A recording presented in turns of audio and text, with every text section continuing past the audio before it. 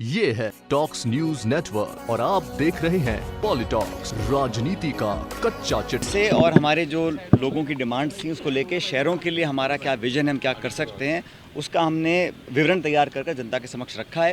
मतदान से पहले जनता को पता होना चाहिए कि कांग्रेस की सरकार जो आज सत्ता में आसीन है वो किस प्रकार से हमारे शहरों को बेहतर करेगी। और जिन बड़े बड़े शहरों में चुनाव हैं, भरतपुर में, उदयपुर में, बीकानेर में, वहाँ के लोगों के अलावा हम बताना चाहते हैं कि चाहे जयपुर हो, जोधपुर हो, कोटा हो, अजमेर हो, ये बड़े बड़े जो निगम हैं, यहाँ पर भी हमारी एक यूनिफॉर्म पॉलिसी है कि हर सिविल एमिनिटी को हम लोग आगे बढ़ाएं। और शहरों के अंदर लगातार जो गांव के लोग या सेमी अर्बन इलाके के लोग हैं वो आके रह रहे हैं, तो शहर का जो एक ढांचा है वो लगातार बदलता रहता है। मध्यम वर्ग के साथ गरीब तबका भी है और अच्छी इनकम वाले लोग भी हैं। तो हर व्यक्ति को, हर समाज के तबके को लगे कि हमारी सरकार हमारी इच्छाओं के अनुरूप काम कर रही है। इसी का विवरण आज हमने घोषणा पत्र के माध्यम से पब्लिक के सामने रखा है। मुझे पूरा विश्वास है कि ना सिर्फ इन चुनावों के अंदर, लेकिन जनवरी फरवरी में जब पंचायत के चुनाव होंगे उसमें भी जनता हमको आशीर्वाद देगी। और पब्लिक के ट्रस्ट की वजह से आज हम सरकार में बैठे हैं। पिछले 11 महीने में जितना संभव हो सका उतना हमने काम किया है, पब्लिक के सामने है। और जो चुनाव का टिकट वितरण किया हमने क्षेत्रीय स्तर पर किया। प्रताप जी कोटा के प्रभारी हैं, तो कोटा में जो चुनाव है वहाँ के लोगों से, नेताओं से बात कर वहीं टिकट का वितरण किया ताकि एक समावेश लोगों के बीच बैठ सके।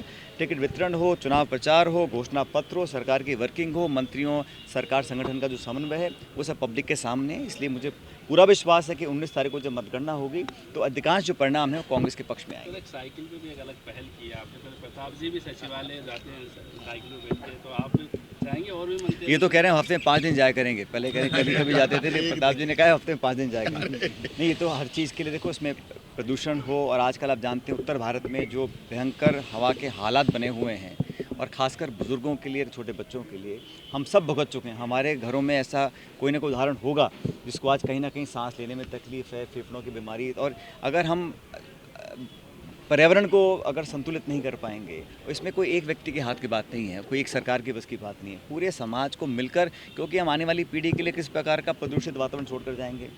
लोग पानी पीने में आज कतराते हैं, सांस लेने में लोगों को घुटन महसूस हो रही है। तो पूरे उत्तर भारत में, विशेष रूप से दिल्ली के आसपास के इलाके में जो हालात बने हैं वो बहुत चिंताजनक हैं। और मुझे लगता है कि इसमें सब दलों को, सब पार्टियों को, सब समाज के लोगों को मिलकर एक पहल करनी पड़ेगी।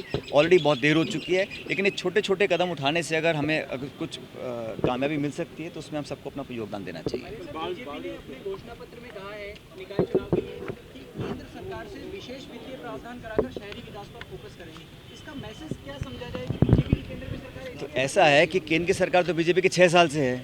5 साल बीजेपी सरकार राजस्थान में थी, तो किसने हाथ पकड़ रखा था बीजेपी का कि केंद्र की सरकार में प्रधानमंत्री मोदी जी थे, राज्य सरकार राजस्थान बीजेपी की थी, तो इन 5 सालों में विशेष पैकेज क्यों नहीं दिलवाया? चुनाव से पहले बार बार जुमले देने की आदत हो गई है।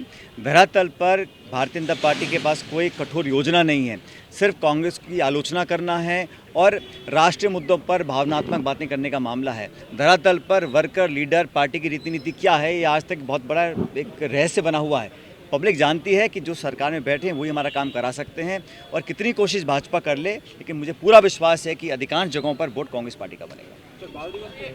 तो कल बोलेंगे बाल दिवस कल। ये है टॉक्स न्यूज नेटवर्क और आप देख रहे हैं पॉलिटॉक्स, राजनीति का कच्चा चिट्ठा।